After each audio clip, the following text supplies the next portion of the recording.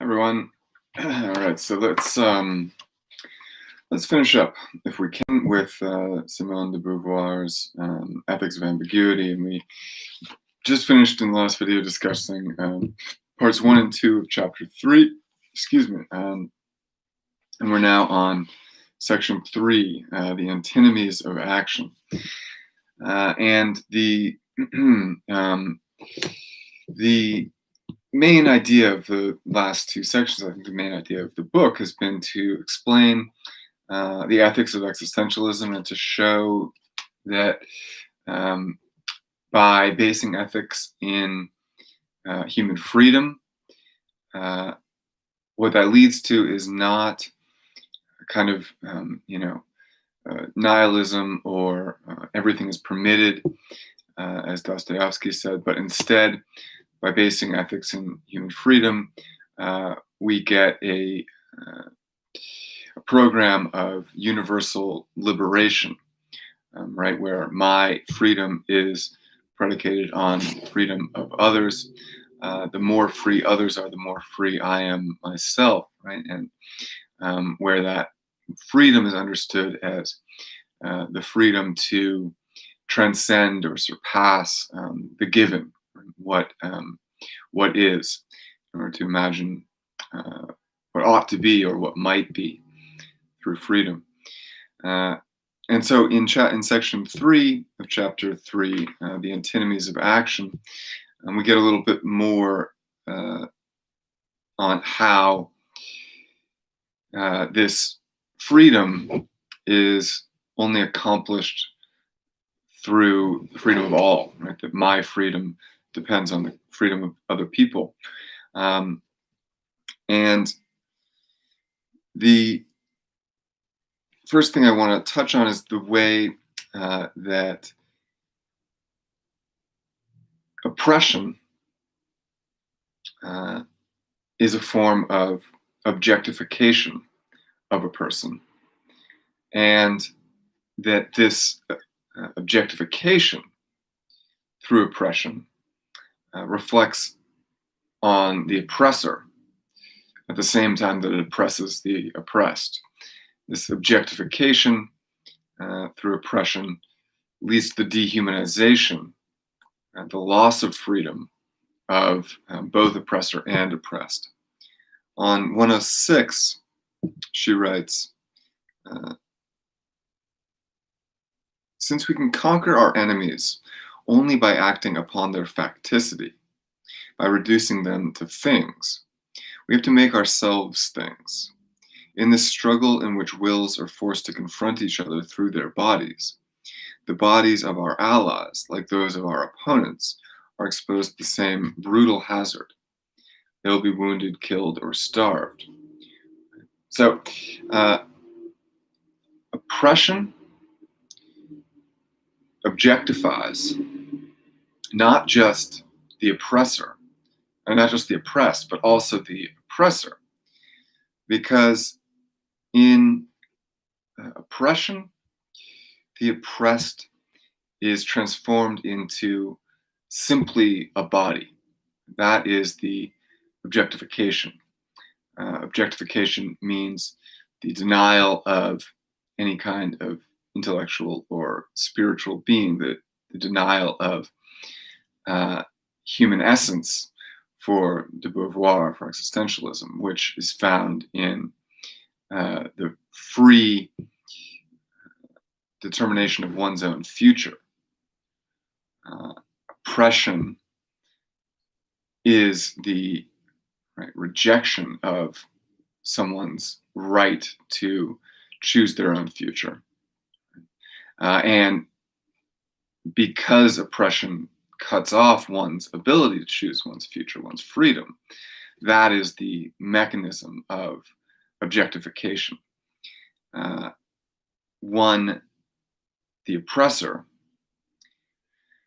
objectifies the oppressed by cutting them off from the future, and in cutting them off from the future makes them merely a body, right? So this is something that we, I think, can certainly find in Fanon also, this idea that objectification uh, is not just about uh, right, the violence that is done uh, to someone's body, right? To treat a person as a body and to abuse that body is uh, violence of oppression, and certainly includes objectification. But objectification is not just not simply um, treating a person as a body rather than a person. Objectification is also about closing off a person's possibilities, closing them off to their own freedom. Right? To be denied your own freedom is to be objectified. To not have freedom is to be an object. And so objectification through the refusal of freedom is not just violence against the body, but and also not just imprisonment or captivity, not just violence against the body, but also includes the radical closing off of another person's options. And so this is why Marx, for example, can think of the exploitation of workers as a kind of objectification also, right? That the worker becomes a commodity, a tool toward one's own profit, right? To the extent that anyone is viewed in Kantian terms only as a means to an end, they have been objectified because they have been alienated from their proper freedom, their proper possibilities. They've been pushed into one possibility. Their lives have been determined. So wherever a person's possibilities, the free possibilities that don't include oppressing other people, whenever those possibilities are cut off, that is a form of objectification. So let's read this again.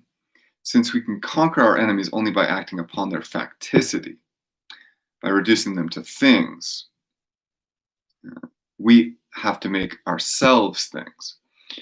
Whenever anyone oppresses someone else, they turn them into a thing, right? And what I think this phrase here, right? We act upon their facticity. We act upon them as what they are, rather than what they might become, rather than as a being with a future.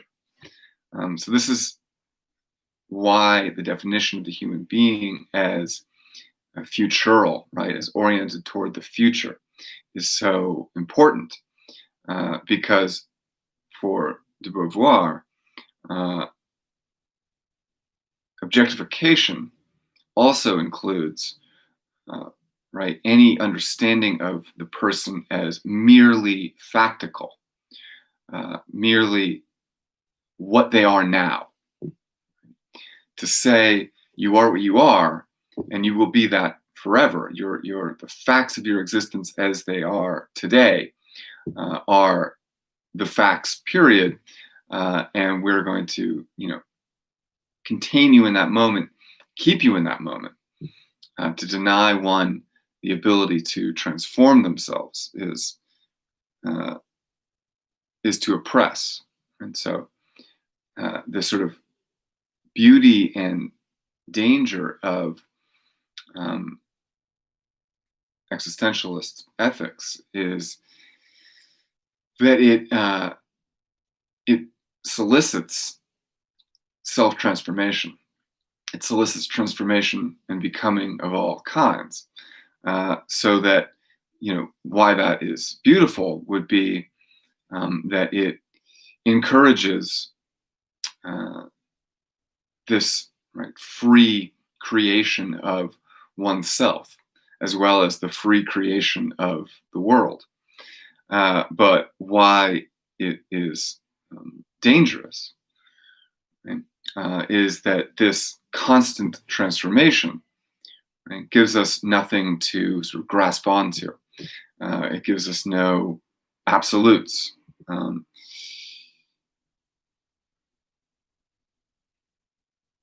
anyway, right? So this reduction of a person to their facticity, to a body, to what they are rather than what they might become, uh, also determines the way that the oppressor is going to understand himself, right? If I, as oppressor, uh, fix someone else uh, as merely their facticity, I'm likely doing that because of some use that I can get out of that person. Right? Uh, your existence as it is now is of use to me. I'm going to make use of you as this factical being.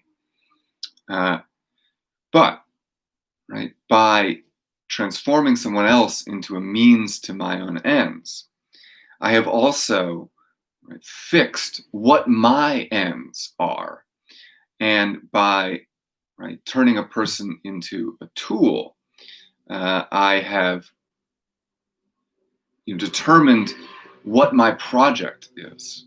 I am now, as the oppressor of this person, fixed in my goals and my tools, quote unquote, right? People that I oppress. So that to, you know, insist that someone be nothing more than their facticity, to deny someone a future, is also to deny me a kind of future as the oppressor, right? Because I am then locked into a certain interpretation of the oppressed, right? And an interpretation of myself, right? Where both my being and the oppressed person's being are fixed according to this goal that I have set myself. And thus, my essence and those who I oppress, the essence of those who I oppress, are fixed according to this goal. The problem is, right, that hems me in as an oppressor, right? Uh, it makes that goal an absolute for me, insofar as I understand myself as oppressor, as far as I'm able to oppress. I'm only able to oppress to the extent that I have closed off my options and have dedicated myself to a particular goal to which I'm also willing to oppress other people to be means to that end. So, right, in this struggle in which wills are forced to confront each other through their bodies, both allies and opponents alike are exposed to the same brutal hazards, right? So, um, on a more sort of straightforward level, uh, this is in that moment of oppression, what it takes to actually oppress is to reduce uh, human interaction, human relation, to bodily confrontation. And in that sense, also to objectify, right? So not only is there this psychological, ontological level at which objectification is taking place, but also in a very concrete, immediate way, this oppression, objectification is taking place in the sense that through this, the process of oppression, we have to literally enter into physical conflict, into physical fight. And at that moment, we have objectified both parties in that conflict.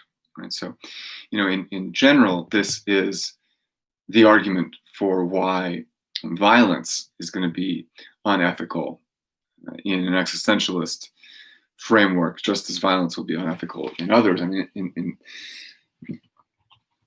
in Kant and in utilitarianism and most modern ethics, violence is not going to be justified. I mean, in Aristotelian ethics, you can certainly find ways to justify violence. Moderate violence, courageous violence would be understandable. But this is again one of the critiques of existentialism is that because it doesn't have this strict system of ethics, because it is based in human freedom, the critique runs, right? It's an invitation to violence. It's going to justify violence, right? Someone gets in the way of me doing what I want to do, becoming who I want to be. Perhaps I'm justified in doing violence to anyone who stands in my way, right? And I think one of the main points that Beauvoir is trying to make in this section is no, right? Violence is never justifiable because violence is this objectification that will detract from everyone's freedom, even the person that commits the violence. Right?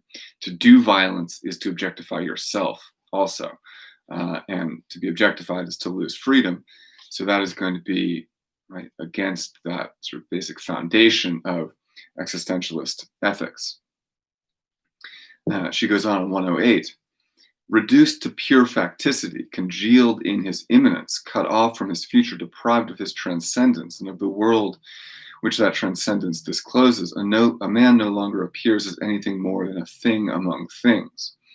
And so here we're getting a little bit more on what it means to be human, right? What that human freedom consists in and how objectification refuses it. And so reduced to pure facticity, right? Again, to the given, to the world of the past, to what is, and thus cut off from ourselves as becoming, blooming, transformative beings, congealed in his immanence. Right. This is a nice phrase. I think that is also what I was trying to express with that idea of being locked into a particular present moment and the utility of that present moment, right? Just congealed in one's immanence, right? The inability to become something else, cut off from the future, deprived of transcendence, right? And again, that is the key term, right? To say that a human being is oriented toward the future is to say that to be human is to transcend the present. To transcend the present means to become something other than what one is in that moment. So without all of these aspects, right, to be objectified, to be reduced to facticity, congealed in immanence, is to be a thing among things, to be reducible to your use value, in essence, right, rather than what you are, which is something that does not have any fixed use or value except what you yourself give yourself, what values and uses you give yourself.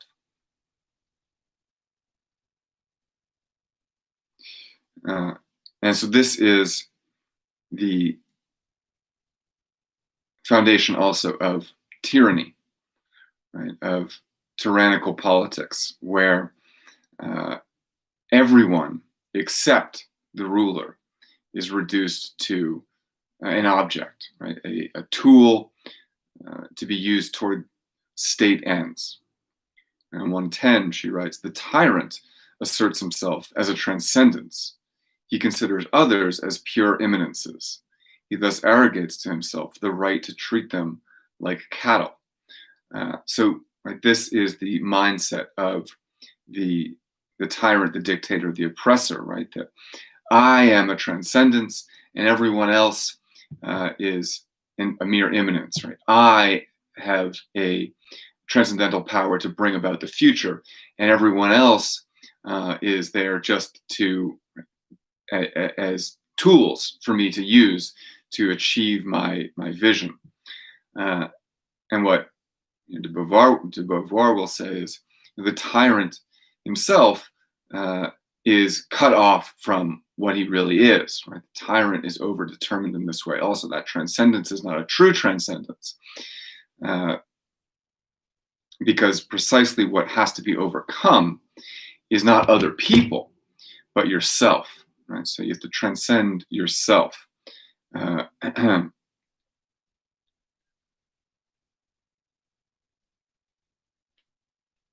So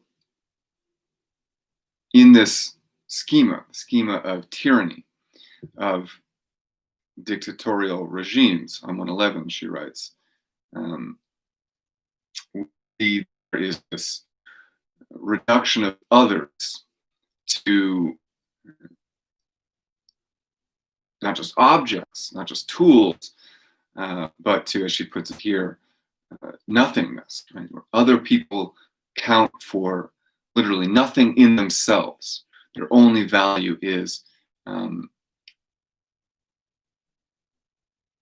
in the extent to which they can be useful to you.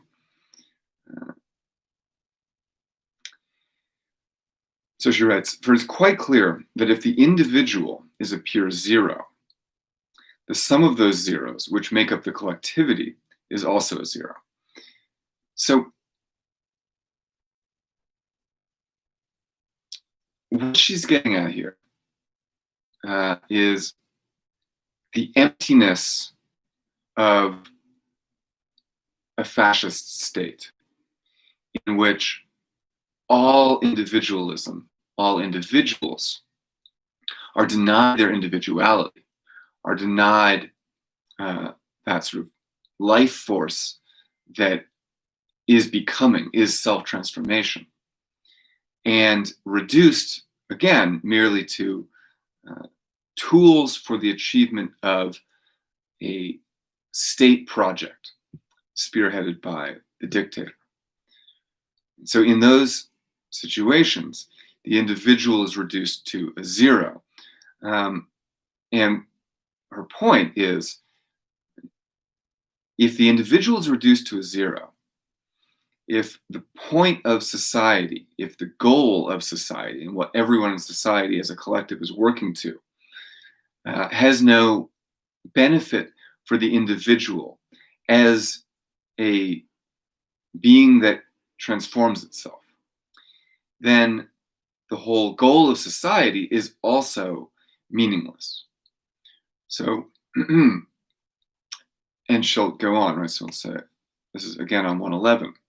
This is one of the aspects of the doctrine of Hegel which the dictatorial regimes readily make use of, and it is a point at which fascist ideology and Marxist ideology converge.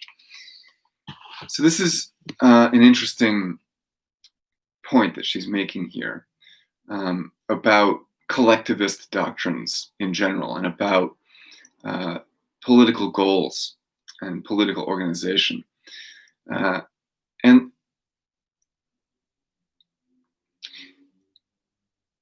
so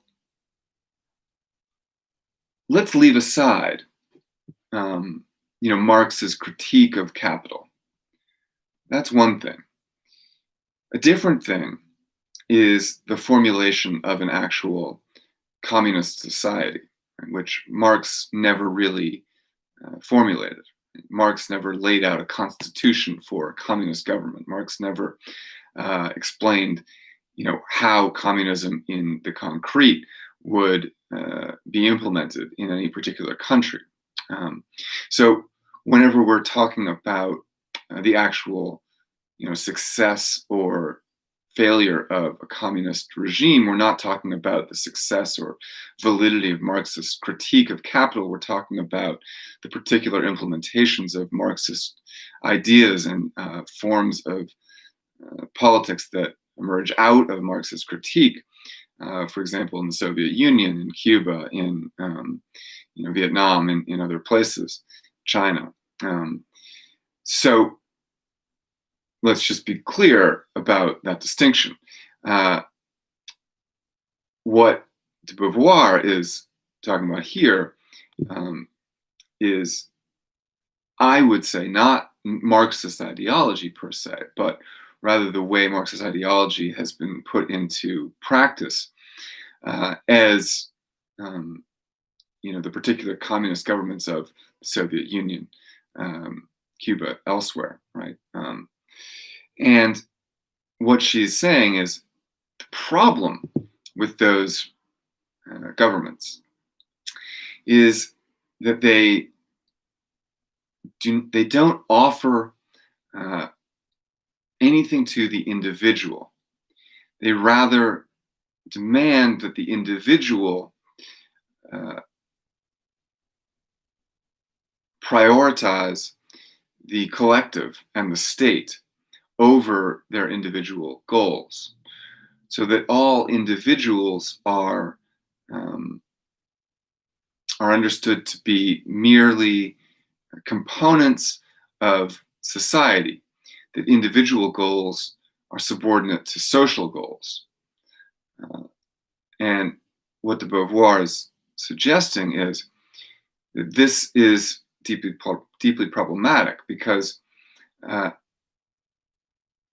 there can be nothing that is of use to a society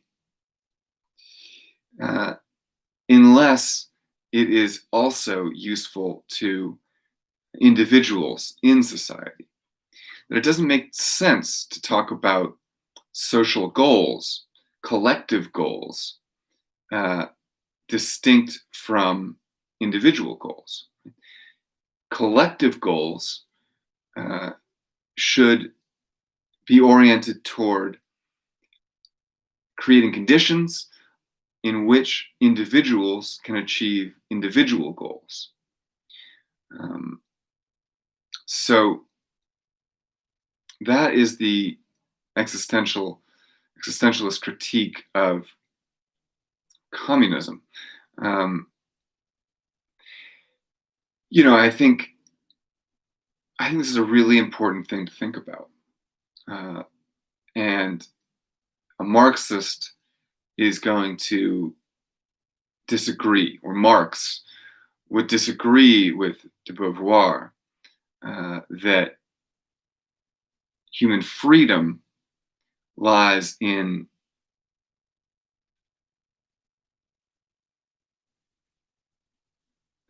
the power to transform one's values. For Marx, human freedom lies in the power to own the products of one's labor. We could get into a long debate about this. Certainly, existentialism, I don't think, is going to argue against Marx's critique of capitalism. And certainly, Sartre and de Beauvoir affirm a lot of Marx's critiques of capitalism and neoliberal government, or rather, just liberal government.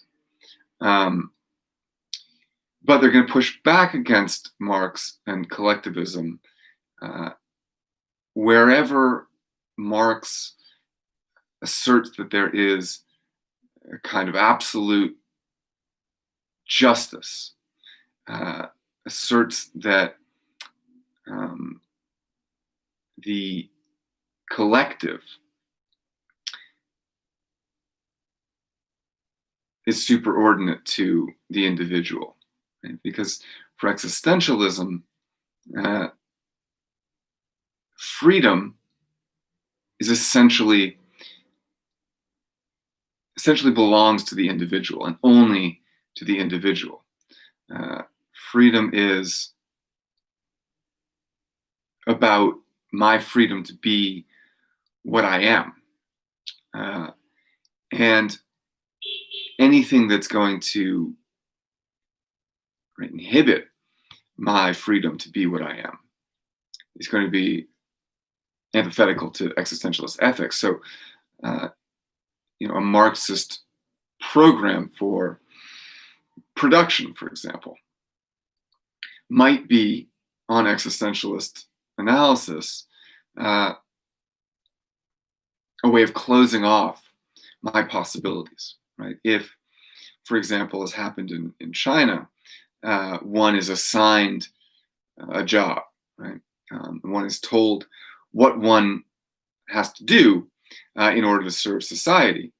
Right? That would obviously go against existentialist ethics, right? You shouldn't be told what your job is. You should find a job that you want to do, ideally. Right? Um,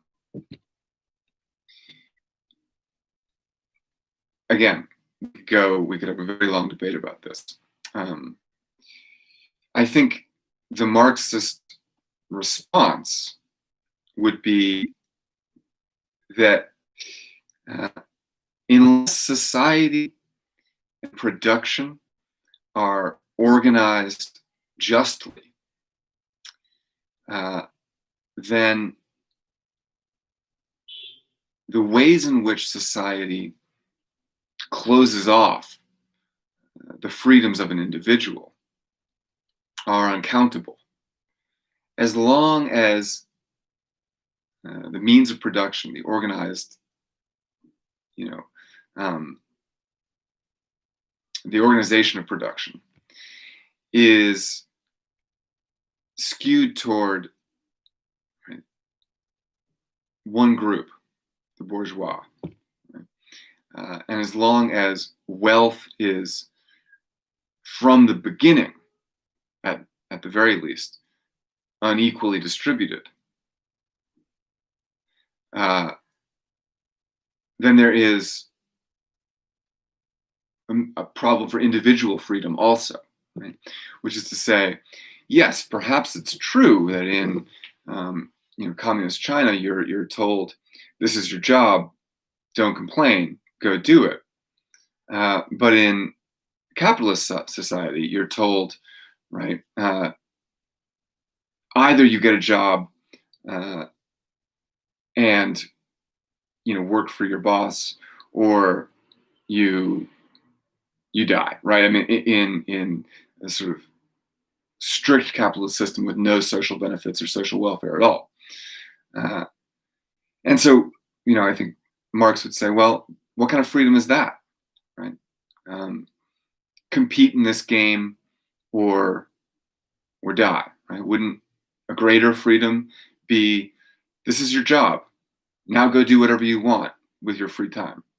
So I think we can go back and forth about this, and I don't want to spend too long on it, but I think it's a very interesting debate, and I think we can, have disagreements about how individual freedom is best served. Uh, and de Beauvoir, I think, here is making a case for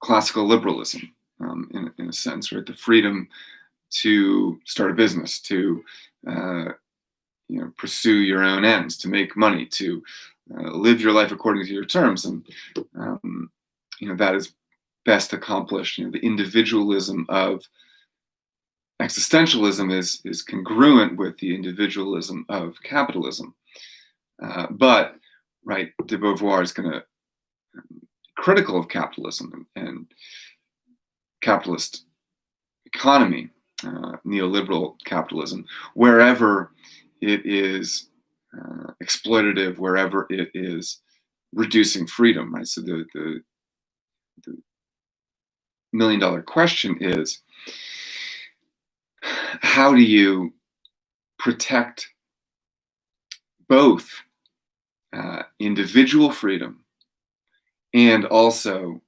collective freedom, right? The individual How do you protect the freedom of every individual equally? That is the million-dollar question. Uh,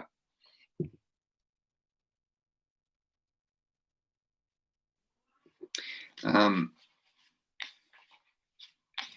and I think de Beauvoir's answer, in essence, is going to be uh,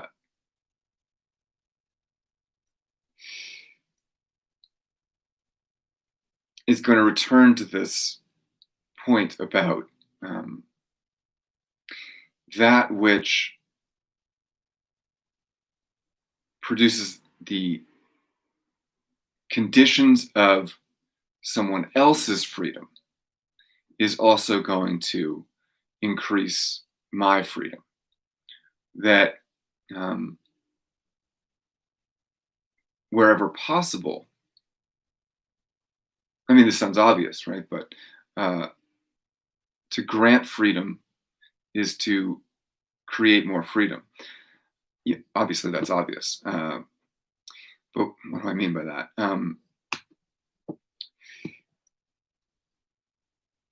That the problem with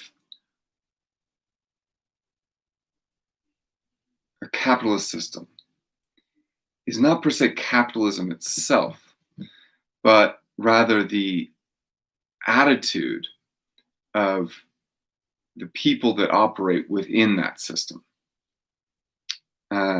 Now, I'm trying to interpret de Beauvoir here. Uh,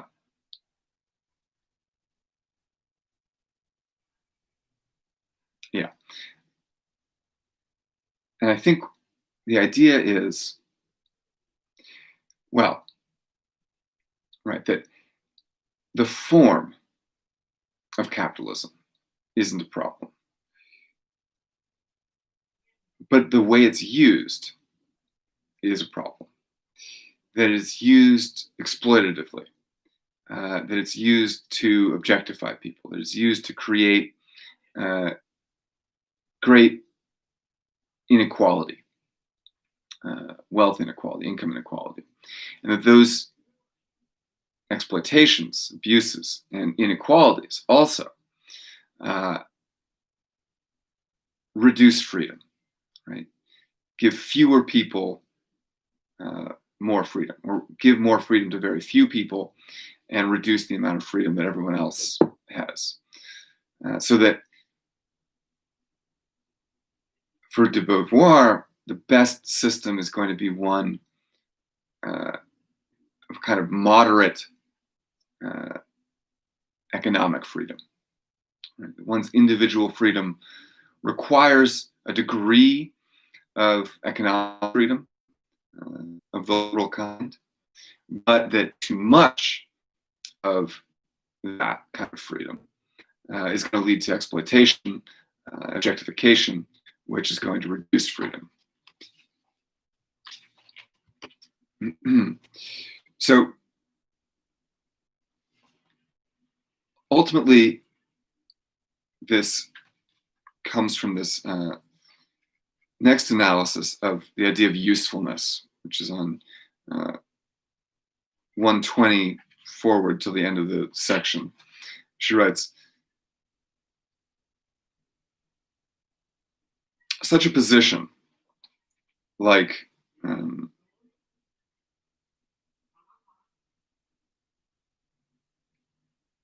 like that of the serious man, right? The one who believes in a set system of ethics. And such a position would be solid and satisfactory if the word useful had an absolute meaning in itself. As we have seen, the characteristic of the spirit of seriousness is precisely to confer a meaning upon it by raising the thing or the cause to the dignity of an unconditioned end. And she goes on at the bottom of 120, the word useful requires a complement, and there can be only one, man himself. And so, in asking about what we ought to do, what are our goals? What should the goals of society be? We want to know what we're asking about is what is useful to do. And so I think this is returning to this question of dictatorial societies, dictatorial regimes, dictators. We all have to form a collective to accomplish the task that will be useful to accomplish. Beauvoir thinks, well, useful to who? Useful in what way? Why do I have to sacrifice myself, my individual goals, in order to accomplish this thing that you say is useful? It's not useful to me. It doesn't help me accomplish what I want as an individual. So why is it useful? Beauvoir is saying there is nothing that is useful in itself. What is useful to people, to individuals. And therefore, right, the only thing that makes sense as a goal for society, the only thing that's useful for society as a whole, is that which is useful to individuals in pursuing their own ends, right? Useful to people in their process of self-transformation, of becoming.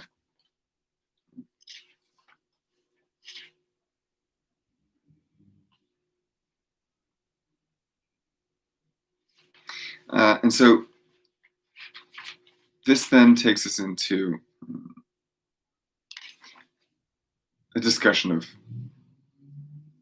political projects and political goals that I don't want to get into too much, the section 4 in chapter 3. But let's look, and then we'll close it out, at section 5 a little bit here, ambiguity. And I want to just highlight a couple of things here. First, on page 139, de Beauvoir tweaking the meaning of existentialism a little bit. Right, I said in the first video on existentialism on chapter 1, right, that existentialism, as it's articulated by Sartre, declares that existence in itself is meaningless. And this is what many existential authors write, and it's sort of the way we think about existentialism in general, right? Life is meaningless. You have to give life your own meaning. But de Beauvoir wants to clarify, right? Not meaningless, but something else. So the notion of ambiguity must not be confused with that of absurdity. To declare that existence is absurd is to deny that it can ever be given a meaning. To say that it is ambiguous is to assert that its meaning is never fixed, that it must be constantly one. Absurdity challenges every ethics, but also the finished rationalization of the real would leave no room for ethics, right? So existence is not absurd. Existence is not meaningless. Existence is ambiguous. And this is a point of clarification that de Beauvoir wants to make. And clearly, the reason for this, one of the reasons, is that if existence is inherently absurd, inherently meaningless, then indeed, right, ethics is also meaningless. It's not that existence is meaningless. It's that the meaning of existence is ambiguous. It's not that existence is absurd. It's ambiguous, and that ambiguity can lead us to think it's meaningless, lead us to think that it's absurd, but it's not. It's merely that there is no fixed goal or meaning, fixed truth about existence. The truth, the meaning of existence changes. It's ambiguous. It can be interpreted in different ways. It can be justified in different ways.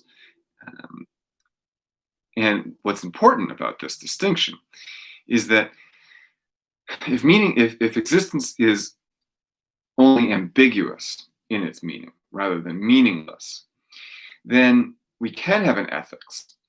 And that ethics will have to be one that acknowledges that ambiguity, as she says at the very beginning. Right? And to allow that ambiguity, to acknowledge it, requires and dictates that freedom be the first principle, because I have to not only decide the meaning of existence for myself, but I also have to acknowledge that my meaning is itself going to change and that others will have different meanings.